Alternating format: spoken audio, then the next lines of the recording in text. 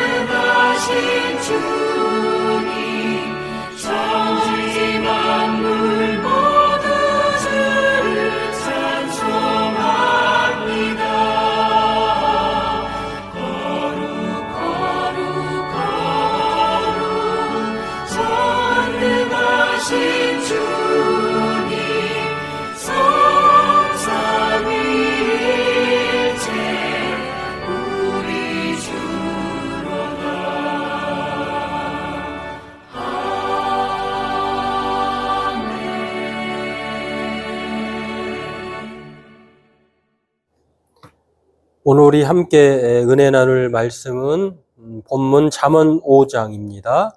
잠언 5장 15절에서 23절 말씀입니다. 구약성경 915쪽입니다. 우리 함께 본문 읽겠습니다. 너는 내 우물에서 물을 마시며 내 샘에서 흐르는 물을 마시라. 어찌하여 내 샘물을 집 밖으로 넘치게 하며 내 도랑물을 거리로 흘러가게 하겠느냐. 그 물이 내게만 있게 하고 타인과 더불어 그것을 나누지 말라. 내 샘으로 복되게 하라. 내가 젊어서 취한 아내를 즐거워하라. 그는 사랑스러운 암사슴 같고 아름다운 암노루 같으니 너는 그의 품을 항상 족하게 여기며 그의 사랑을 항상 연모하라. 내 아들아, 어찌하여 음녀를 연모하겠으며 어찌하여 이방 계집의 가슴을 안겠느냐. 대저 사람의 길은 여호와의 눈앞에 있나니 그가 그 사람의 모든 길을 평탄하게 하시느니라. 악인은 자기의 악에 걸리며 그 죄의 줄에 매인하니 그는 훈계를 받지 아니함으로 말미암아 죽겠고 심히 미련함으로 말미암아 혼미하게 되느니라. 아멘. 네, 오늘은 아내를 즐거워하라 라고 하는 본문에는 그렇게 나와 있습니다만, 이게 단순히 아버지가 아들에게 하는 말이기 때문에 이것을 오늘로 좀 변환해서 보면, 아내나 남편 된 모든 사람들에게 배우자를 즐거워하라고 하는 말씀으로 우리가 그렇게 적용해서 볼 수 있겠습니다. 오늘은 이 지난 시간에 5장 1절에서 14절 말씀에 음녀를 멀리하라 라고 하는 말에 이어지는 말씀입니다. 음녀를 따르지 않는 것, 멀리하는 것이 지혜이다 라고 하는 것을 아버지 지혜자가 아들에게 말했다고 하면은요, 오늘 본문은 이어서 앞에 말씀이 부정적이라고 하는 그런 명령이라고 하면 오늘 본문은 긍정적인 명령입니다. 음녀를 멀리하는 대신에 가까이 있는 아내를 또 남편을 즐거워하라라고 하는 명령으로, 이 긍정적인 명령으로 이어지는 본문인데요. 오늘 이것을 살펴보고 기도하길 원합니다. 우리 함께 은혜 나누기를 원합니다.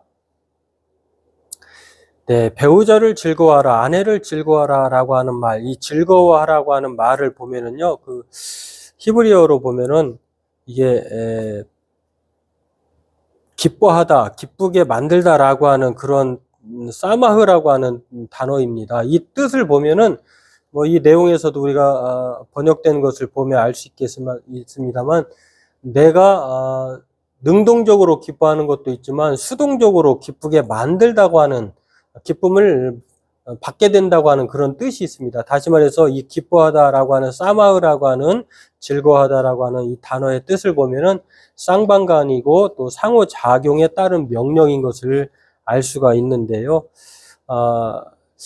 이 재미있는 유대인의 유머집에 나오는 이런 이야기가 있습니다. 어떤 남편의 3가지 소원이라고 하는 재미있는 유머 이야기인데요. 어떤 남자가 정말 너무 힘들다고 하나님께 간절히 기도합니다. 그러니까 우거지 죽상을 쓰고 있는 그 남자의 인생을 불쌍히 여기셔서 하나님께서 3가지 소원을 들어주겠다라고, 너에게 소원이 있다면 3가지만 말해라, 내가 다 이루어지겠다, 주겠다라고 이렇게 제안을 합니다. 그러니까 그 남자가 3가지 소원을 들어준다고 하는 하나님의 말에 너무 기쁜 나머지 그 당시에 좀 상황이 안 좋았던 것 같죠. 먼저 첫 번째 소원으로 지금 마누라를 데려가 주시고 새 장가를 들게 해달라고 이렇게 첫 번째 소원을 말을 합니다.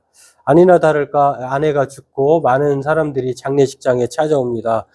문상객들이 하나같이 하는 말이, 그렇게 훌륭한 분이 벌써 가시다니라고 하면서 슬퍼하면서 한탄하면서 이렇게 이구동성으로 말을 문상객들이 하더라는 것입니다.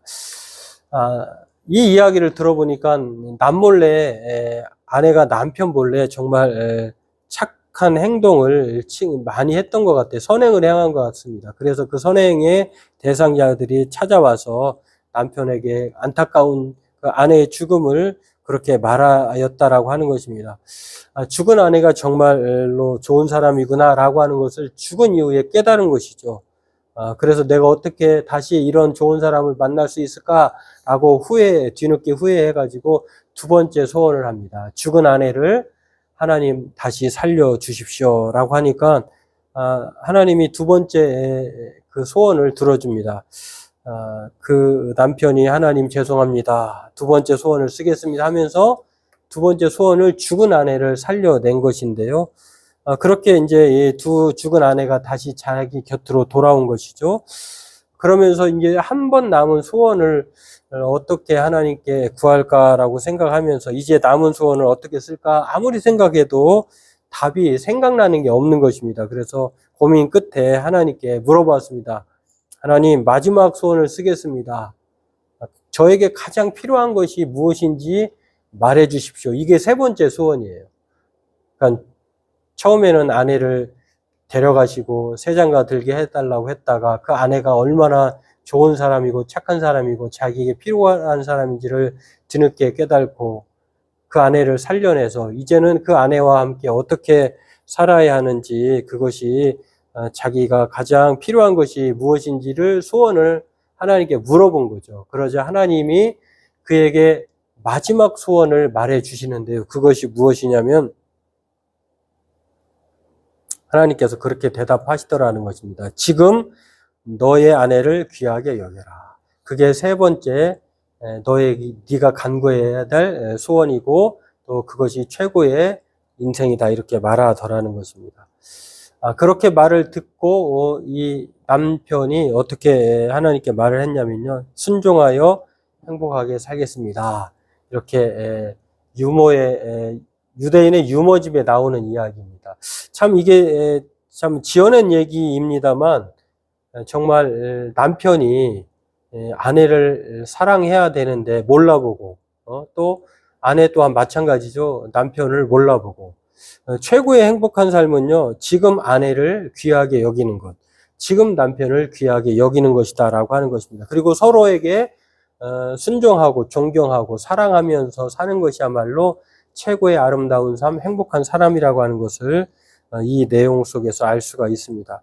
흔히 사람들은 불행한 원인을 남편 때문에, 아내 때문에 서로 배우자 탓을 하는데 오늘 성경은 그렇게 말하지 않습니다. 서로 상호 쌍방간이고 또한 상호작용에 따른 것이다라고 하는 것을 말하면서 오늘 첫 번째로 우리가 이 본문을 통해서 깨달을 수 있는 것은요, 메시지를 통해서 알 수 있는 것은 배우자를 즐거워하라고 하는 것입니다. 이 배우자라고 하는 말은요, 성과 배우자는 하나님의 축복인 선물인 것을 말을 합니다. 배우자를 즐거워하라고 하는 것은 하나님이 주신 성, 하나님이 주신 짝지어 주신 아내, 남편을 즐거워하지 않는다고 하는 것은 하나님을 무시하는 것이죠. 그렇기 때문에 이 축복의 선물인 성과 배우자를 하나님의 선물로 즐거워하는 것이 바로 배우자를 즐거워하는 것이다 라고 하는 것을 알 수가 있습니다. 그래서 아까 앞에서 말씀한 것처럼 사마흐라고 하는 히브리어 단어는요, 쌍방간이고 서로 상호작용에 따른 명령이라고 하는 것인데 이렇게 서로 성과 배우자를 하나님의 축복된 선물로 여길 때에 바로 그것은 지혜로운 자의 생각이다라고 하는 것입니다. 이 부부 사이의 정절을 지키라고 하는 말도 여기에 포함할 수가 있는데요. 내가 택한 아내, 내가 택한 남편이 아니라 하나님이 짝지어 주신 거기 때문에 성적인 정결을 포함하고 있는 거죠. 정결을 지키라라고 하는 것도 이 말 속에 의미하고 있다고 하는 것입니다. 예수님도 사람의 완악함 때문에 정말 한 몸을 하나님이 짝지어 주신 것으로 여기라고 말할 뿐만 아니라 사람의 완악함 때문에 이혼 증서를 써서 주었다라고 하는 것을 지적하시면서 정말 사람의 완악함 때문에 우리가 서로 성적인 타락을 하는 것이고 또 한 몸이라고 하는 것을 무시하는 것이죠. 그것에 의해서 예수님은 한 몸이라고 하는 사실을 말씀하시면서 하나님이 짝지어 주신 것을 사람이 나누지 못한다라고까지도 말씀해 준 것을 알 수가 있습니다. 그렇습니다.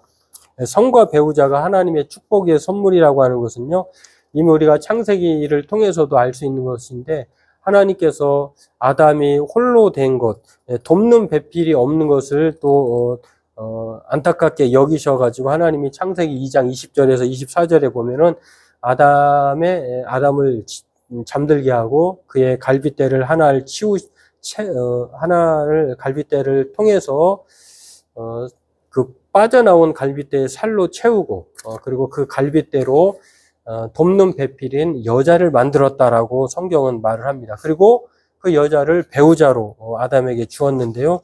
비로소 이 배우자가 있음으로 말미암아 아담에게 하나님은 한 몸을 이루었다라고 말씀해 주는 것을 알 수가 있습니다. 이것은 배우자인 두 사람만이 한 몸이라고 하는 사실을 가르쳐 줍니다. 갈비뼈라고 하는 것, 그것이 배우자라고 하는 것을 의미하는데 그것은 자기 몸이라고 하는 것입니다. 그래서 한 몸이고 이것을 타인에게 빌려줘서도 안 되고 또 타인의 것을 취하해서도 되지 않는다라고 하는 것을 한 몸이라는 단어를 통해서 알 수가 있습니다. 오늘 성경도요, 15절, 17절에 보면은 우물로 표현합니다. 내 우물을 마셔야 하며 샘물을 집 밖으로 넘치게 하거나 또 흘러가게 하지 말아라 라고 하는 것을 통해서 이 성과 또 한 몸, 이 정절에 대해서 아주 중요하게 말하고 있는 것을 우리에게 가르쳐 줍니다. 그렇습니다. 오늘 우리는 이 배우자를 한 몸, 한 짝으로 생각하고 있을까요?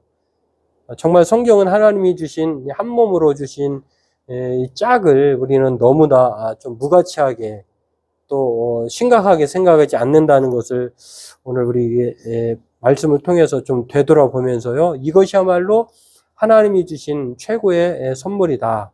또 하나님이 우리에게 주신 한 몸의 공동체를 이루게 하신 것을 보면서 이 결혼과 배우자를 정말 좀 심사숙고하면서 생각하게 한다고 하는 것을 알 수가 있습니다. 그렇습니다. 오늘 배우자의 그 몸, 그리고 배우자와의 이 관계, 성, 그리고 그것을 하나 되게 하신 결혼, 이것이야말로 하나님의 선물이라고 하는 사실을 기억하면서요, 저와 여러분들은 이것을 대단히 중요하게 생각해야 될 것으로 압니다. 그래서 이것을 통해서 오늘 첫 번째로 우리가 기억할 수 있는 것은요, 배우자를 즐거워하라고 하는 것, 이것은 쌍방간의 명령이라고 하는 사실을 오늘도 생각하면서 저와 여러분들도 중요하게 생각해야 될 줄 믿습니다.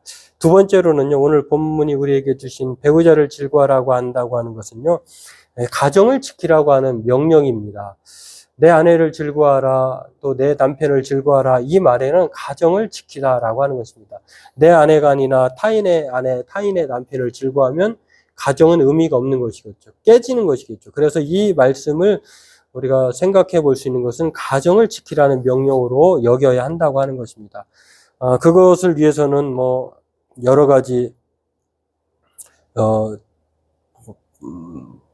요구사항도 있고 또 우리가 행하여야 될 것도 있겠습니다만, 영국의 로저 스크러턴 경은 이런 말을 했다고 합니다. 인류를 위한 가장 큰 축복인 성은 가장 큰 비극의 원인이 되었다. 사랑이 빠진 성은 강력한 파괴력으로 인류를 위협하고 있다. 이런 말을 했습니다. 그렇습니다. 가정을 지키기 위해서는 성을 지키는 것이기도 하고 성적인 정결을 지키는 것이기도 하고요. 그것은 바로 또 배우자를 즐거워하는 것이기도 하다라고 하는 것을 알 수가 있습니다. 그렇다고 하면 이 가정을 지키라는 명령은 어떻게 행할 수 있느냐? 두 가지로 생각해 볼 수 있는데요. 배우자만을 바라보는 것입니다. 배우자를 귀히 여기는 것입니다. 오늘 15절에서 17절에 나와 있는데요. 그 말을 통해서도 우리가 알 수가 있습니다.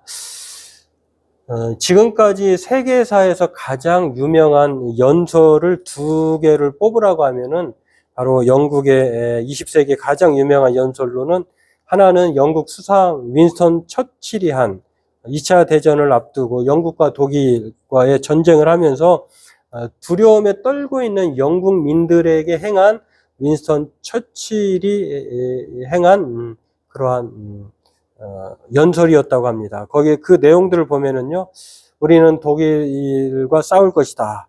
바다에서 싸울 것이고 하늘에서 힘을 다해 싸울 것입니다. 어떤 값을 치르더라도 국토를 지켜낼 것입니다. 비행장에서 싸울 것입니다. 들판에서 거리에서 싸울 것입니다. 산에서 싸울 것입니다. 우리는 절대 굴하지 않을 것입니다. 영국이 독일과의 그러한 열악한 싸움에서요, 윈스턴 처칠 수상은 이 대국민 담화를 연설을 통해서 두려워하지 않도록 이렇게 끝까지 싸우겠다라고 하는 것, 싸움의 의지를 밝혔는데요. 그게 사람들로 하여금 용기를 북돋아 주었다라고 하는 것입니다. 그래서 끝까지 싸우겠다고 하는 그의 연설은요, 용기와 국민들에게 희망을 주었다라고 하는 것을 알 수가 있고, 결국 나치는요, 영국의 그러한 나치의 위협은요, 영국의 이러한 두려움을 극복할 수 있는 명연설 덕분인지 전쟁은 영국의 승리로 끝났다라고 하는 것입니다. 또 하나의 연설은요, 마틴 루터 킹 목사의 나에게는 꿈이 있습니다. I have a dream이라고 하는 그러한 연설인데요. 우리가 그 연설의 의미를 한 번쯤은 다 들어보셨을 것입니다. 모두가 하나 되는 것, 인종차별이 없는 것, 그런 내용들인데요. 그러한 나라를 이루어가는 것, 그게 바로 꿈이다라고 하는 것인데, 이렇게 명연설, 윈스턴 처칠의 끝까지 싸울 것이다.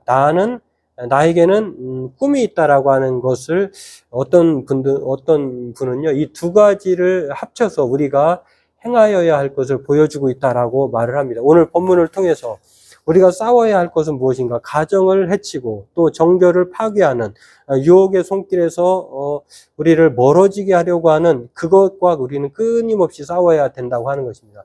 우리는 어떤 꿈을 가져야 합니까? 우리는 행복한 가정을 지키려고 하는 꿈을 가지고 그렇게 또한 싸워야 한다라고 하는 것을 두 가지로 결합해서 말하기도 하였다라고 하는 것입니다. 그렇습니다.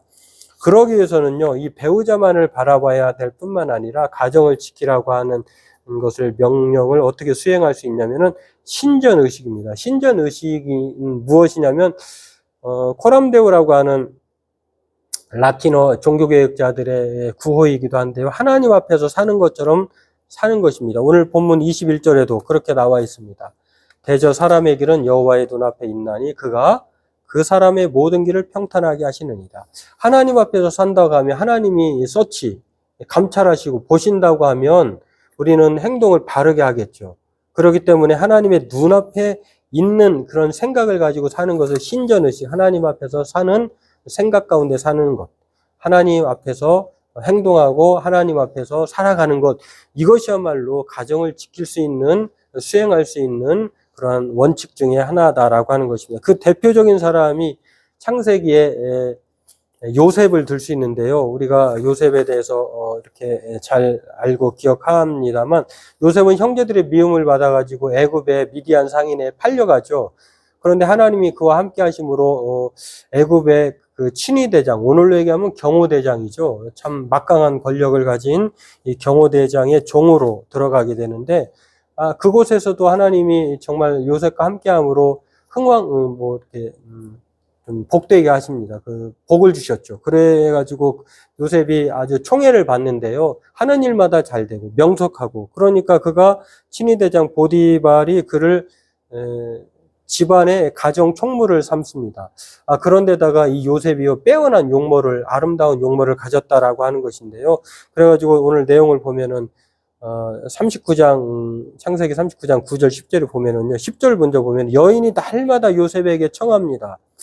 그런데 요셉이 듣지 않습니다. 동침하자고 청하는 것인데 그는 모든 소유를 그의 주인이 맡겼지만, 그러나 자기 와이프, 그 주인의 아내에게만은 소유권을 주지 않았다라고 하면서 자신의 분수를 알 뿐만 아니라, 그러면서 그가 거절한 이유를 이렇게 말을 하죠. 창세기 39장 9절에 그렇습니다. 이 집에는 나보다 큰 이가 없으며 주인이 아무것도 내게 금하지 아니하였어도 금한 것은 당신뿐이니 당신은 그의 아내임이라. 그런즉 내가 어찌 이 큰 악을 행하여 하나님께 죄를 지으리까. 이 말이 곧 신전의식에 살고 있는 요셉의 신앙 고백인 것을 우리가 알 수가 있습니다. 그렇습니다. 배우자를 즐거워한다고 하는 것은요, 가정을 지키라고 하는 말로 우리가 해석할 수 있다라고 하는 것입니다. 그것은 곧 배우자만을 바라보는 것뿐만 아니라 신전의식, 아내보다도 또 자기 자신보다도 하나님을 사랑하기 때문에, 그래서 큰 악을 행하지 않겠다라고 하는, 어떠한 유혹에도 죄를 짓지 않겠다고 하는 그런 코람데오의 신앙이 있다라고 하는 것입니다. 바라기는 저와 여러분들도요, 오늘 우리에게 본문이 주는 말씀을 기억하면서 우리가 사는 지금 이 시대야말로 정말로 유혹 많은 세상, 가정을 깨기 참 좋은 환경을 가진 아주 유혹의 시대, 제도적으로나 사회적으로 그렇게 어려운 시대를 살아가고 있다는 것을 우리는 부인하지 않을 것입니다. 간통죄가 사라졌고요, 여기에 성이 개방된 사회를 살아가고 있습니다. 그런 시대에, 이런 시대에 오늘 본문은 우리가 정말로 우리에게 참되고 올바른 지혜가 무엇인지, 그것은 바로 배우자를 즐거워하는 것. 이것은 쌍방간이고 상호 노력에 의한 또 정결을 주장해야 되고, 또한 성을 정결하게 지켜야 한다고 하는 그런 내용들을 담고 있다라고 하는 것입니다. 그러기 위해서는 오늘 저와 여러분들이 한 몸으로 정결을 지키기 위해서는 어떠한 유혹에서도 흔들리지 않게 해서는 오늘 요셉처럼, 또 오늘 본문이 여호와의 눈앞에서 우리가 사는 것처럼 우리가 그렇게 살아야 한다라고 하는 것, 그것이 곧 우리의 모든 삶을 평탄한 길로 인도한다라고 하는 것입니다. 오늘 바라기는 저와 여러분들이 모두 하나님을 즐거워하고, 그리고 하나님이 우리에게 주신 배우자를 즐거워할 뿐만 아니라 날마다 신전의식, 하나님 앞에서 산다고 하는 그 믿음으로 살아갈 때에 우리의 삶은 바로 평탄한 길로 이어질 것입니다. 바라기는 저와 여러분들이 오늘 본문을 통해서 날마다 평탄한 삶을 살기 위해서 하나님이 우리에게 주신 그 선물을 귀하게 여길 뿐만 아니라 하나님 앞에서 산다고 하는 그 신전의식의 그 신앙을 가지고 살아가는 저와 여러분 되었으면 좋겠습니다.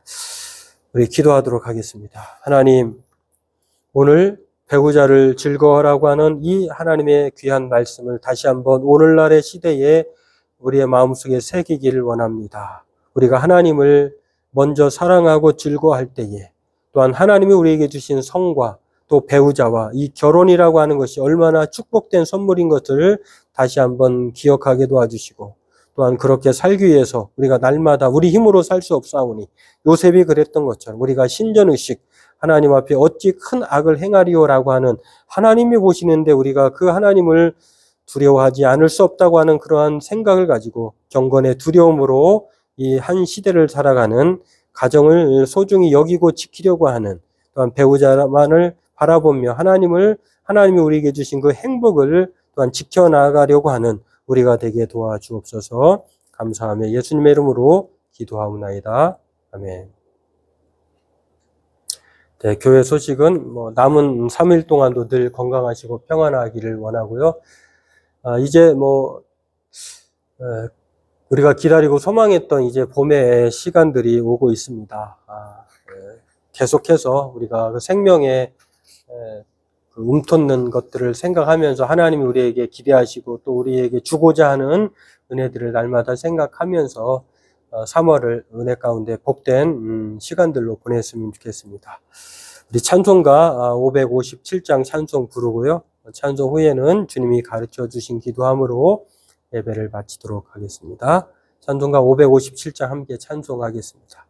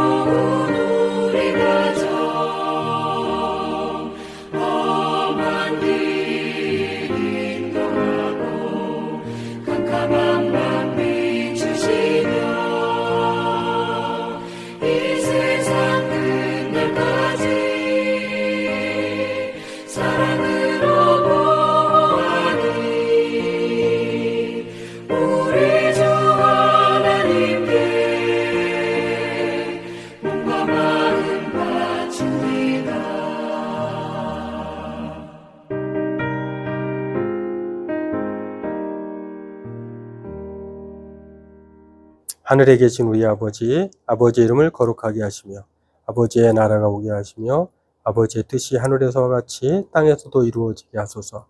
오늘 우리에게 일용할 양식을 주시고 우리가 우리에게 잘못한 사람을 용서해 준 것 같이 우리 죄를 용서하여 주시고 우리를 시험에 빠지지 않게 하시고 악에서 구하소서. 나라와 권능과 영광이 영원히 아버지의 것입니다. 아멘.